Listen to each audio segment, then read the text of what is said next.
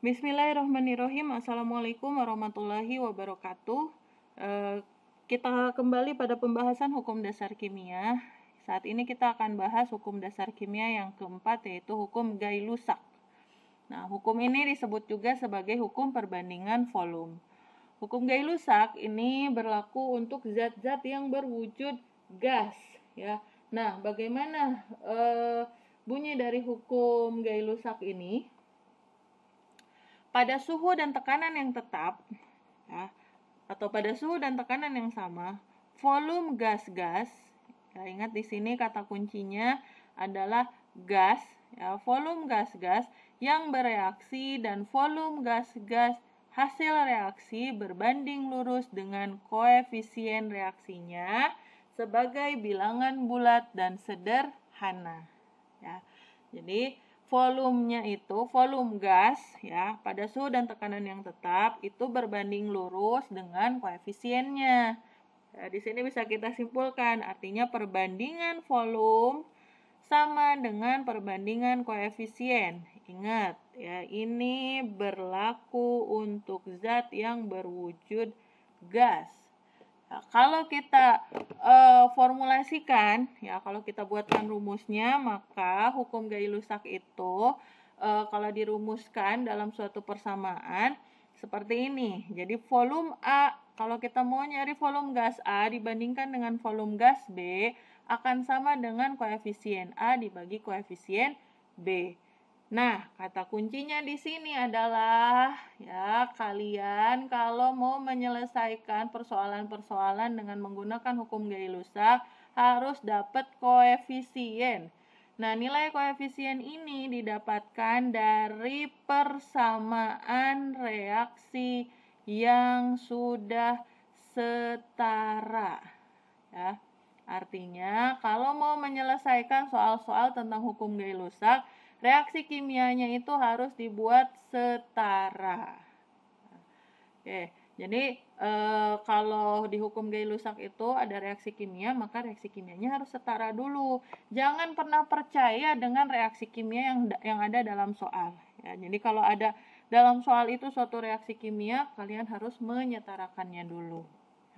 Nah, bagaimana contoh soalnya, ya, biar kalian mulai kebayang. Contoh soalnya seperti ini. Di sini ditanyakan, katanya berapakah volume O2 yang digunakan dalam pembakaran 10 liter C3H8 menurut reaksi berikut ini, ya. Ada reaksi kimia di sini. Dalam reaksi kimia ini ingat, ya, yang pertama harus dilakukan adalah menyetarakan reaksinya. Unsur apa dulu yang mau kita setarakan? C-nya, H-nya, atau O-nya, ya. Boleh C, boleh H, tapi kalau O harus belakangan. Kenapa O belakangan kita setarakan? Karena O ada di mana-mana, di sini ada, di sini ada, dan di sini juga ada. Ya. Jadi kita setarakan dulu C, biar gampang. C ada 3 di kiri, di kanan 1, biar setara, di sini kasih koefisien 3. Kemudian H di kiri ada 8, di kanan ada 2, berarti ini kasih koefisien 4. Jumlah O-nya menjadi 6 ditambah 4, 10, berarti di sini koefisiennya 5. Oke, di soal ini diketahui, ya, ada C3H8 volumenya 10 liter. Berapa volume O2-nya? Nah, kalau kita mau nyari volume O2, ya, kita mau mencari volume O2, maka bandingkan dengan zat yang volumenya sudah diketahui. Berarti dibandingkan dengan C3H8. Nah, perbandingan volume tadi sama dengan perbandingan koefisien. Berarti volume O2 dibagi volume C3H8 akan sama dengan koefisien O2 dibagi koefisien C3H8. Oke, kita hitung, ya. Kita masukin angka-angkanya. Volume O2 dibagi volume C3H8 kan 10 liter. Kan sama dengan koefisien O2 berapa? Nih, di sini ada berapa koefisiennya? 5. Koefisien itu angka yang ada di depan, ya. Dibagi koefisien C3H8 berapa? Di depan C3H8 ada angka enggak? Enggak ada. Berarti kalau enggak ada, koefisiennya adalah 1. Nah, berapa volume O2-nya berarti? Volume O2-nya adalah 5/1, ininya pindah ruas, dikali 10. Hasilnya 50 liter. Ya, satuan volumenya harus sama. Jadi, volume O2 dalam reaksi ini, kalau volume C3H8-nya 10 liter, volume O2-nya adalah 50 liter. Nah, sekarang, kalau saya mau nyari volume CO2, ya. Gimana cara nyarinya? Sama. Mau mencari volume CO2, berarti kita bandingkan dengan zat yang volumenya sudah diketahui. Nah, karena C3H8 udah diketahui 10 liter, kemudian O2 juga tadi sudah kita hitung, volumenya 50 liter, maka mencari volume CO2 boleh pakai volume C3H8, boleh juga pakai volume O2.